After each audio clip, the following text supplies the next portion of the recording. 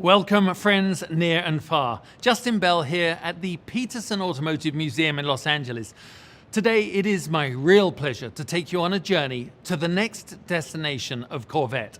In a moment, we will play our 25-minute feature film, Putting the World on Notice. It's an entertaining new way to reveal the all-new 2023 Corvette Z06. And think about it, it is an American-made global supercar that is tantalizingly attainable. Stay tuned immediately following the film for a discussion with some of the faces you're about to see. But enough from me. Without further ado, I bring you the moment you've been waiting for. So please sit back and enjoy.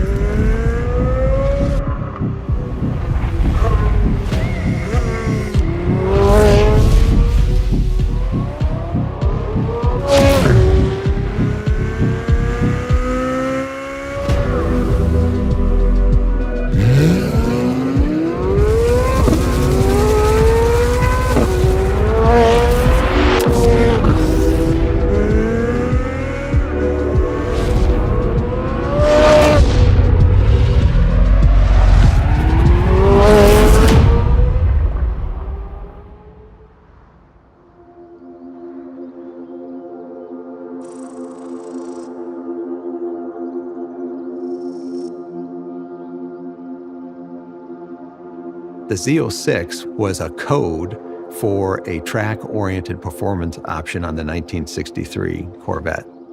The only way you would even know to order it was through people whispering in people's ears, if you want to go racing, right in the box, you want Z06 option and you'll get all this specialty hardware.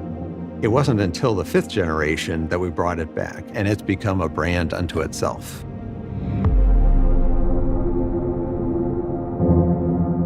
You want it to go faster, stop faster, turn faster. Basically, it's the most track-oriented Corvette that we do.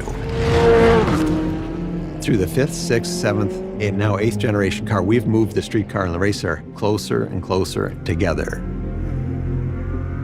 The development both on the vehicle side and the engine side are tied together at the hip. It's a way to put the best of Corvette together and expand the performance bandwidth. The mid-engine architecture in the 8th generation Corvette allows us to do that even more. In my quest for performance, a Z06 was the car, which is basically a race car for the street and will perform with the best of the best worldwide.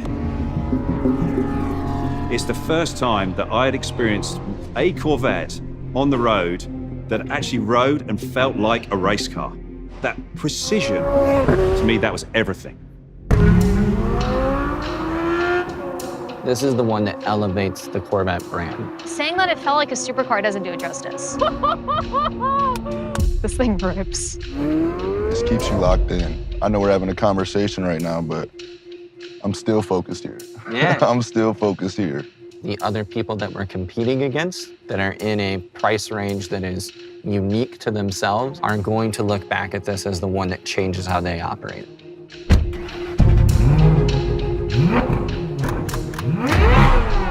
The heart of the Z06 is the engine. We had mid-engine architecture, which was a big step forward, but we also needed that power.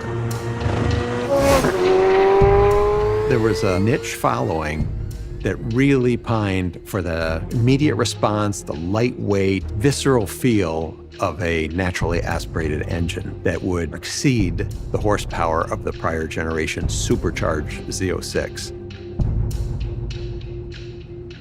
What kind of powertrain would we need to do that?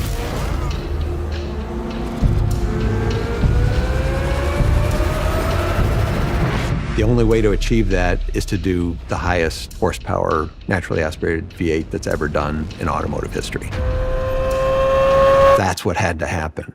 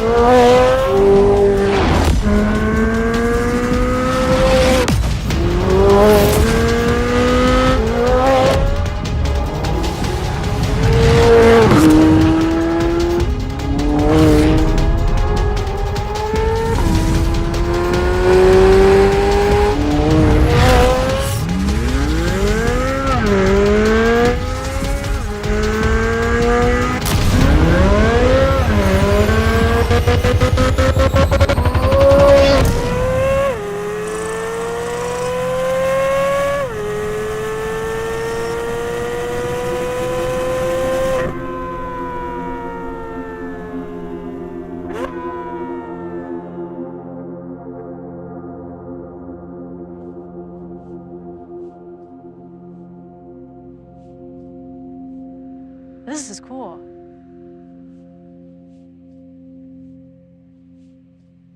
Wait, I gotta look at the engine.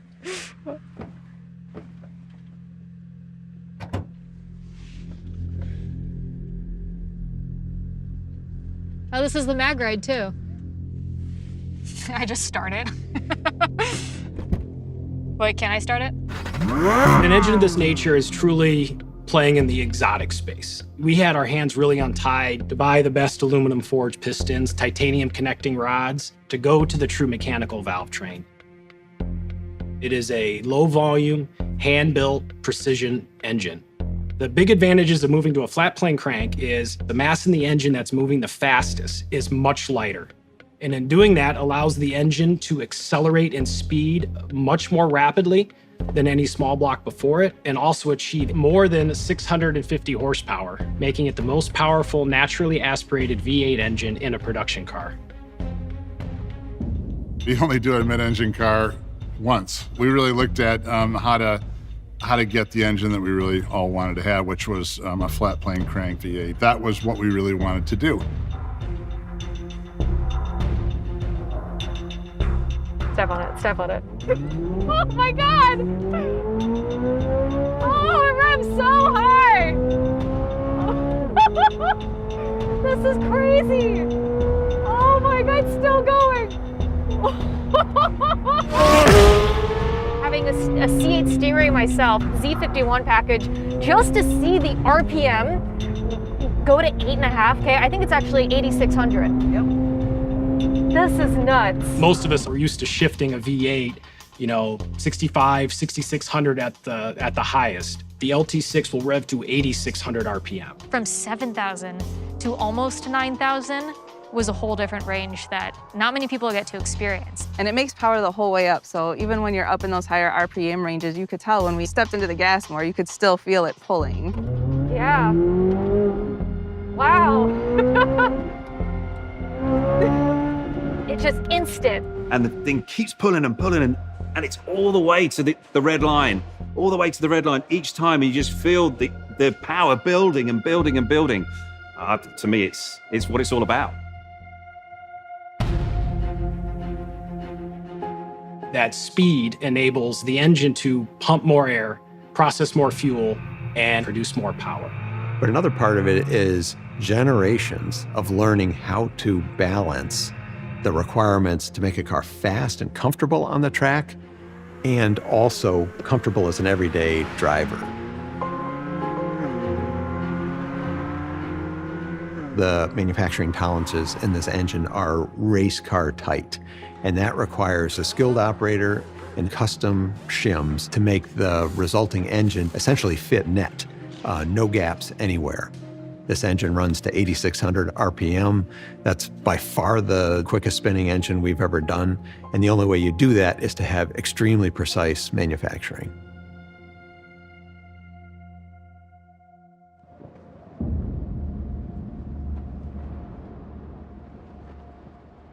Are you guys good, Harlan?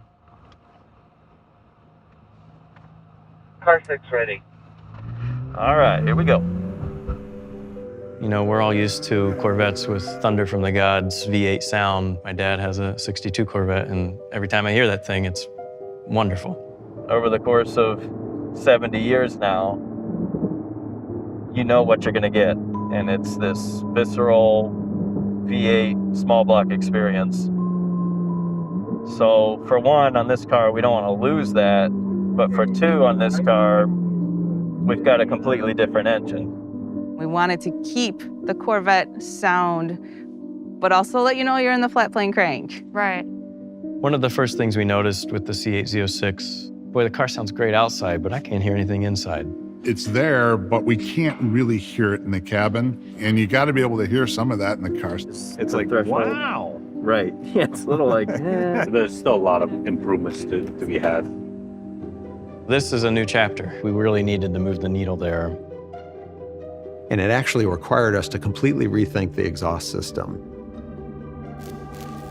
And so we ended up actually tearing up a bunch of the back of the car, completely re-architecting the exhaust, decoupling the tips from the end of the pipe, and we shaped the tips like a reverse megaphone.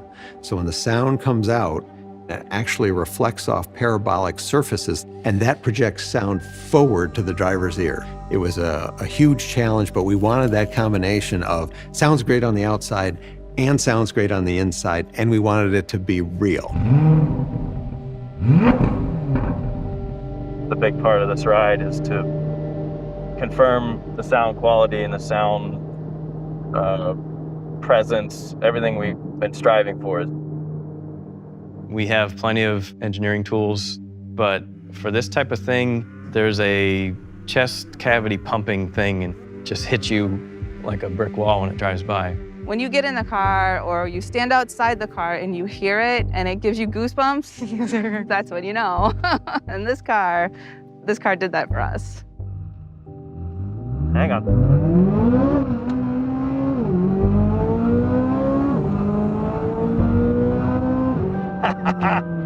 Right there, man. Just gives me goosebumps every time.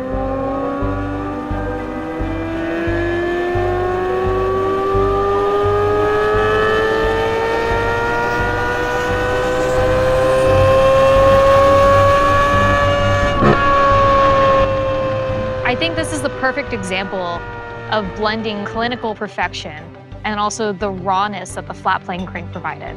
The flat plane crank is a symphony. And hearing the mechanicals work, it's music after so many years. I'm pretty pumped, actually. That was pretty awesome.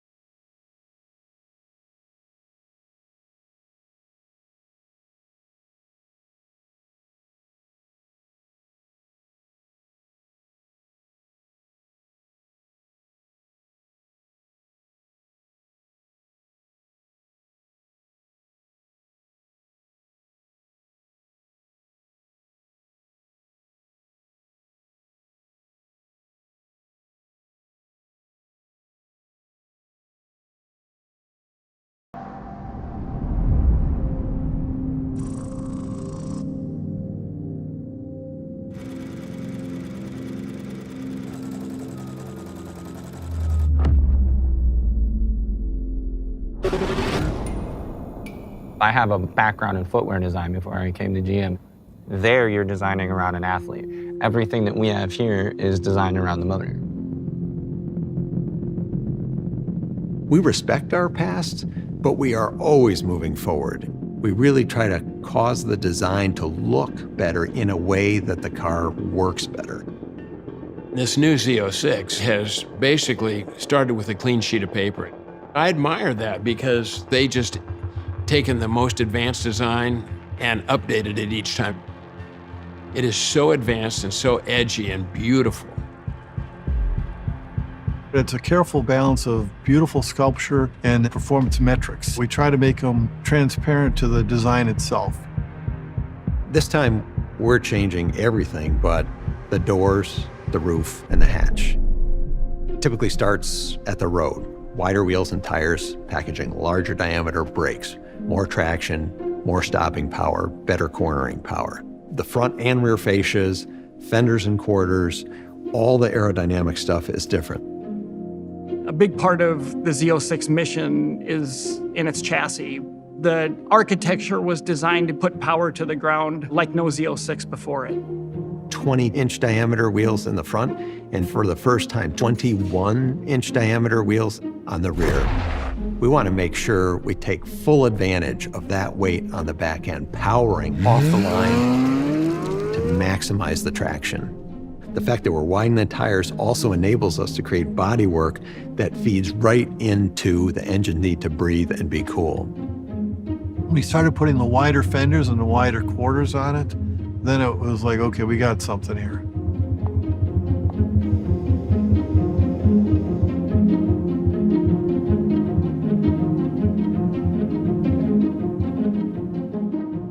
Like prior generations of Z06, we have an available Z07 package. That's for the truly committed track person. You check the box for a Z07, you're getting ceramic brakes, carbon fiber ground effects, you get a carbon fiber wing. An optional carbon fiber wheel that reduces unsprung mass by over 40 pounds. Lighter wheels spin faster naturally. When you hit a bump, you want the suspension to react instantly. The lighter the tire and wheel assembly is, the quicker it can do it. And with the optional Z07 package, we've seen a 0 to 60 time of 2.6 seconds. We wanted to talk about how we can make this very performance-driven exterior, and how do we take the interior up to another level.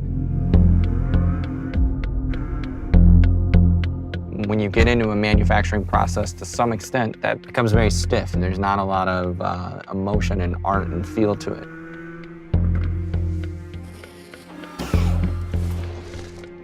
How do you bring that human touch? Carbon fiber is beautiful because you have this man-made material that's incredibly strong, lightweight, giving you that performance feeling.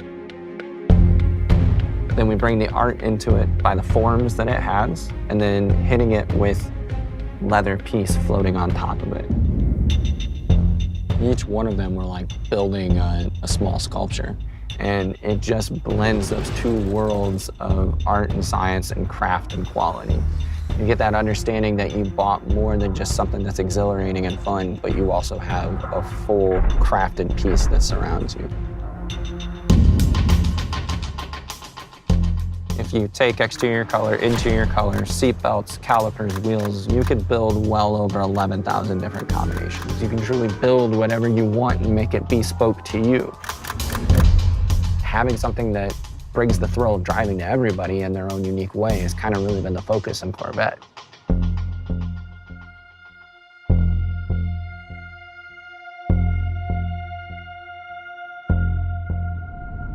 Oh my goodness.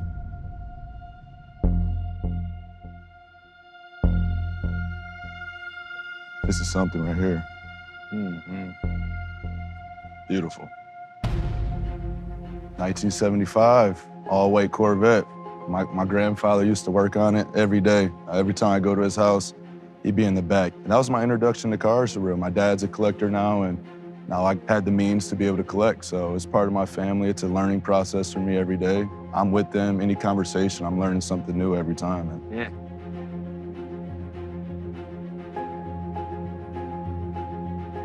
The way we kind of always looked at it is it has to look like it's moving fast when it's sitting still. It's like traveling down the court, right? 100%. Like it's keeping you in that sight line and moving forward. Keeps you locked in. I like that. Yeah, yeah. That's sick.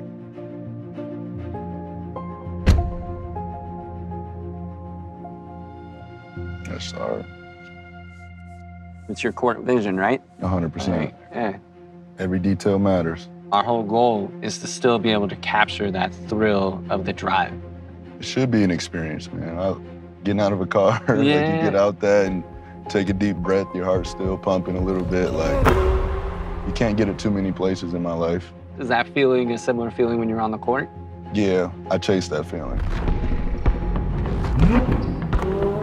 My first few years, you're reading the list. Oh, this person's better than that person. I know they say the same thing about cars, and I finally got to a point where I'm just competing against myself. You know, I've seen my career and my performance take tremendous strides just by that headspace alone. But at the end of the day, it's how do you build upon yourself to make yourself better? We're nearing 70 years with this vehicle. You have that feeling of who you are and what your brand is. It also gives you that opportunity to challenge who that is, to make it your own. But as you're doing that, you get to look backwards a little bit to make sure you're making the right decisions with where it goes. I mean, coming from a history of Booker blood that played a lot of basketball, starting with my grandfather, moving down a generation to my father, you know, now me, you know, I just want to take it to a whole nother level, man. You know, it kept me going.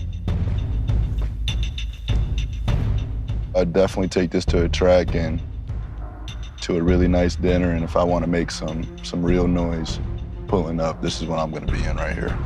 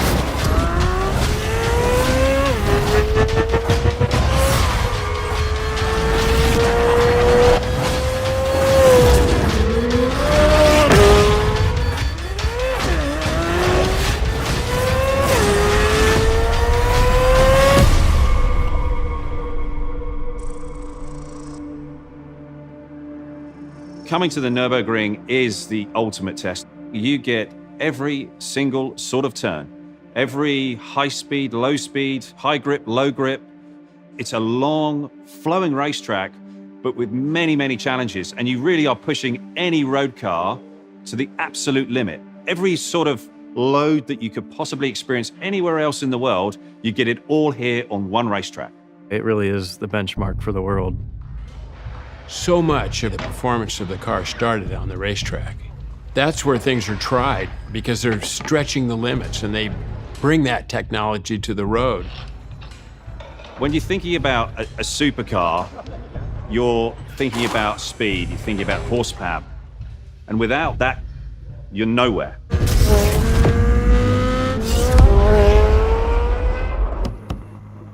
Good luck. Thank you, Ollie. Appreciate that.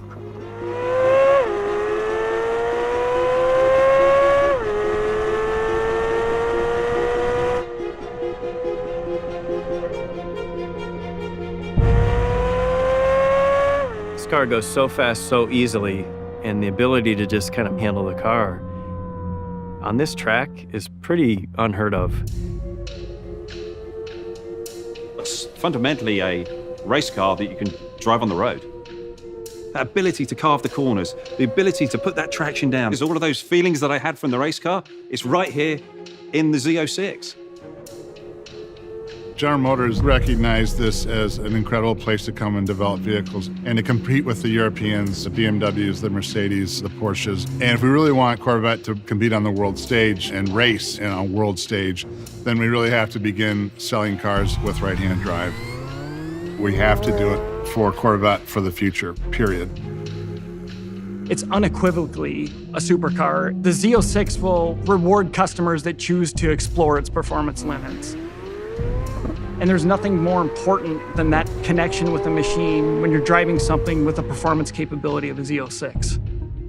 European competitors have got to be a little nervous. You guys really hit the nail on the head with this.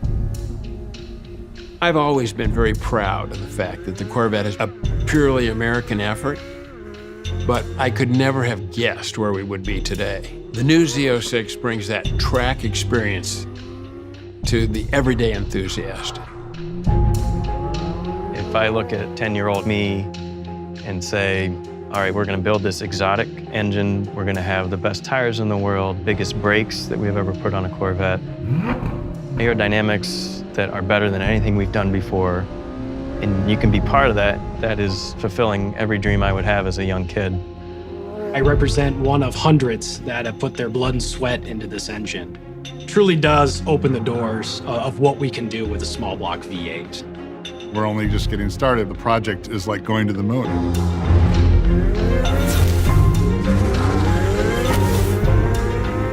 It's a product of a vision, but our team has never done. Z06 is just the next chapter in a very long book.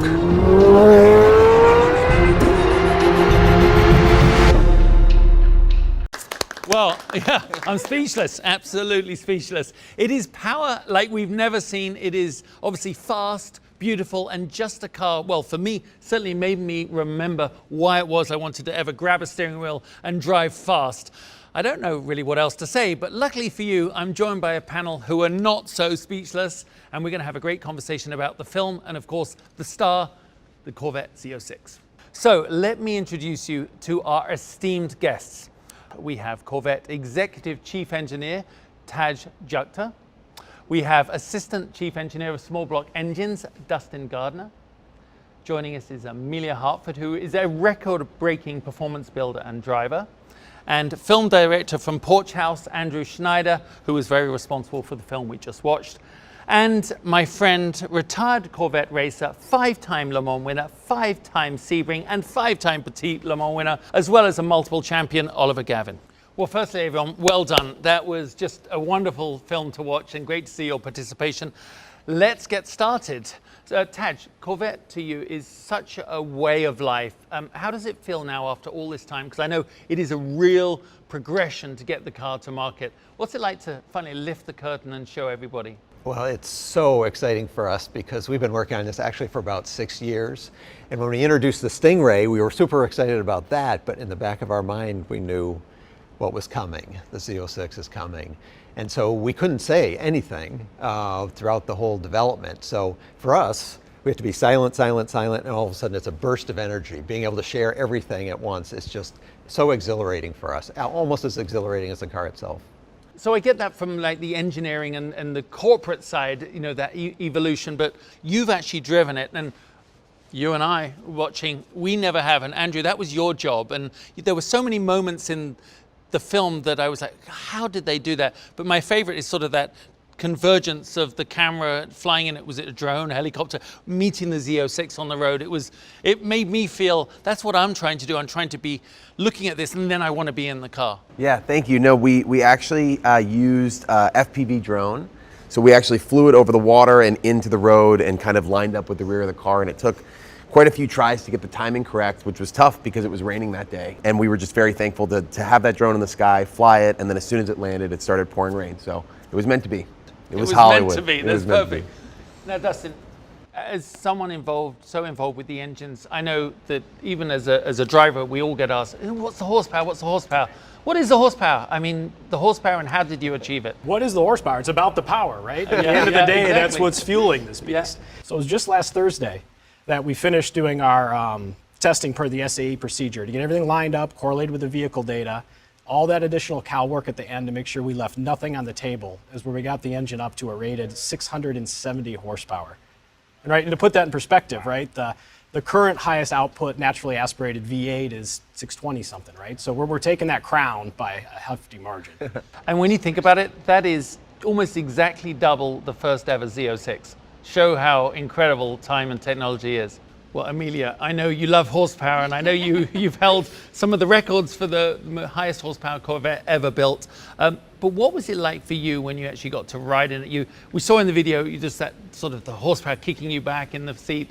I mean, you were genuinely excited. It was very surprising for a production model vehicle. I have familiar myself with the aftermarket space. My Corvette is about 1,200 horsepower to the tire.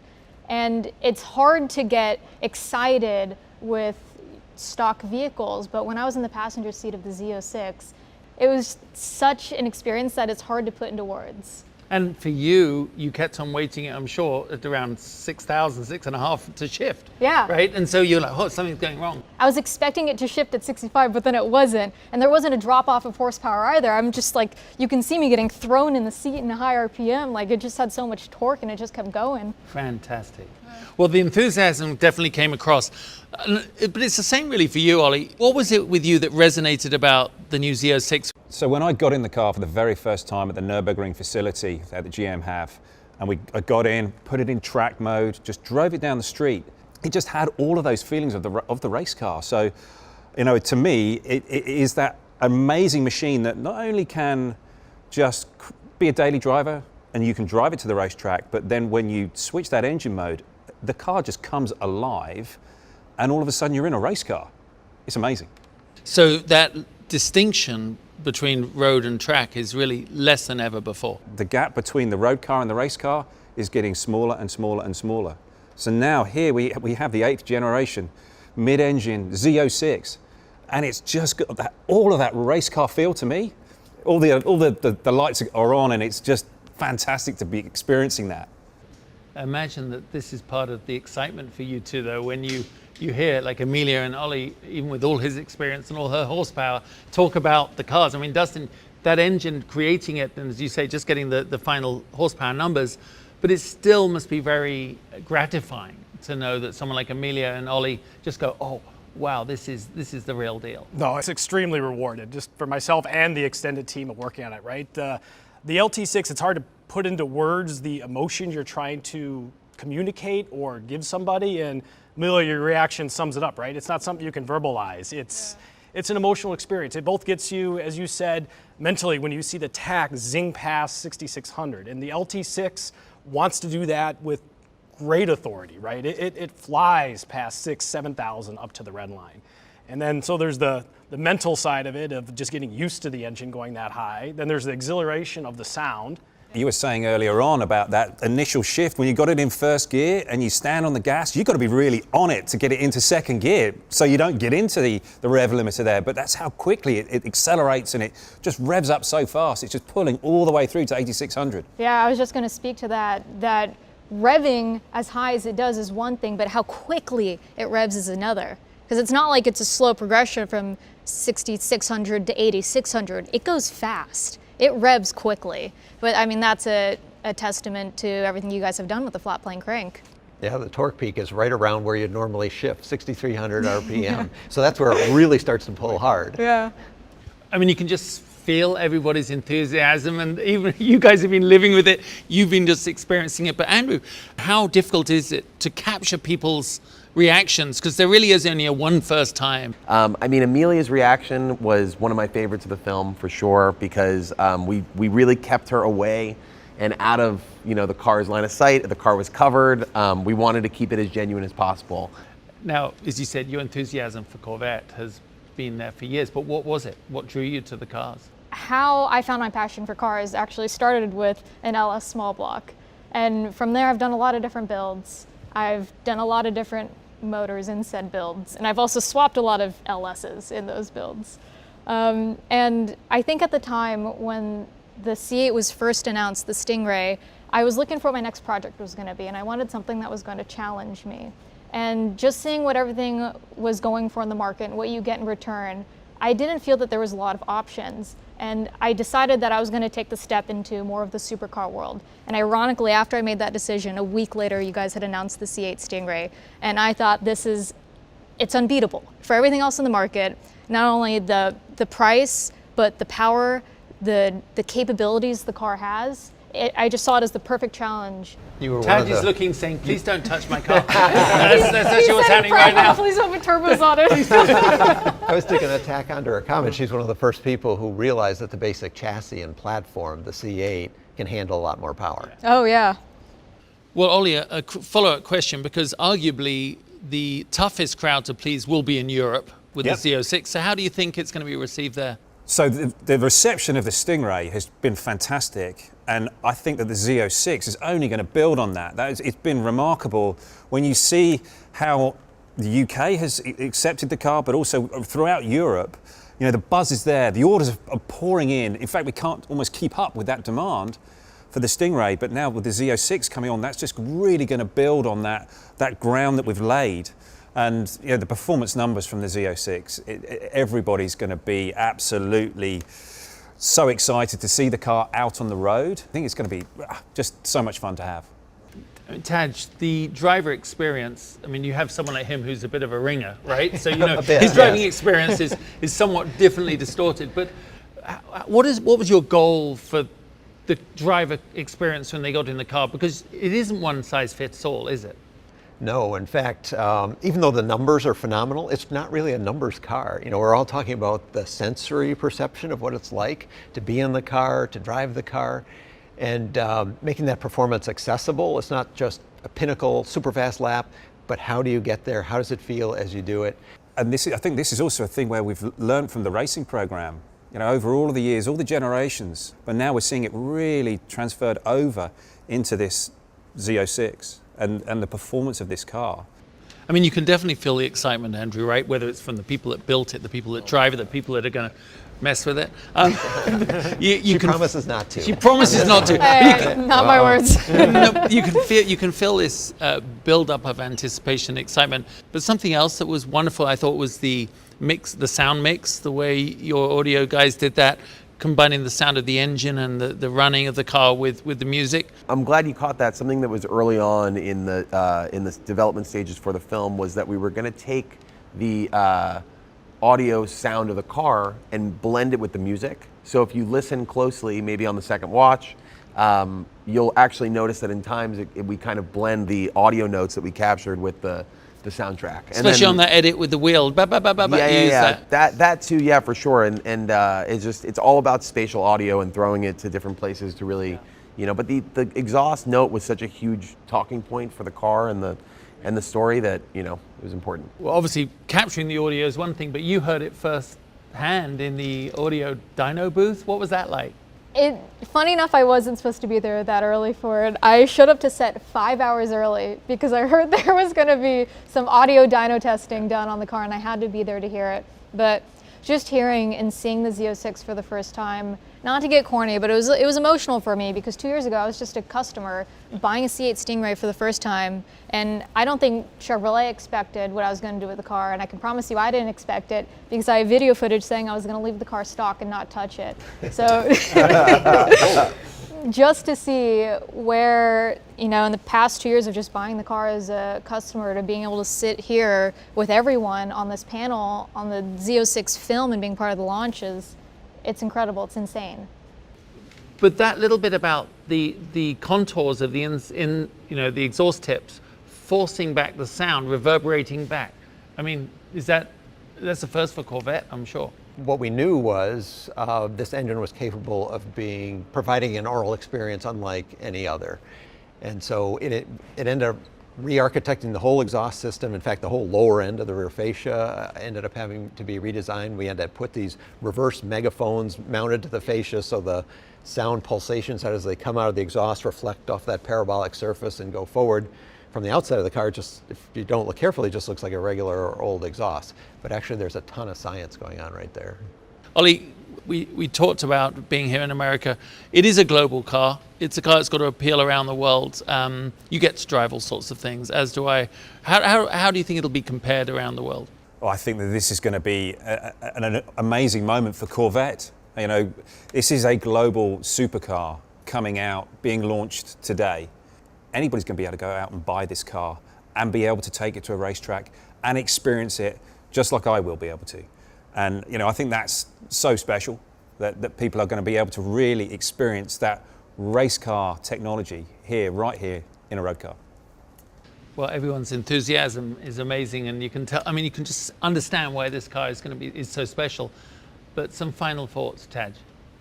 Well, the enthusiasm is genuine. You can see the passion, and we that are in the film and here today are just the tip of the iceberg. There's hundreds of people, whether it's in engines or the whole rest of the car, hundreds and hundreds of people at General Motors or at our suppliers who share that same passion, and that's what makes the car what it is.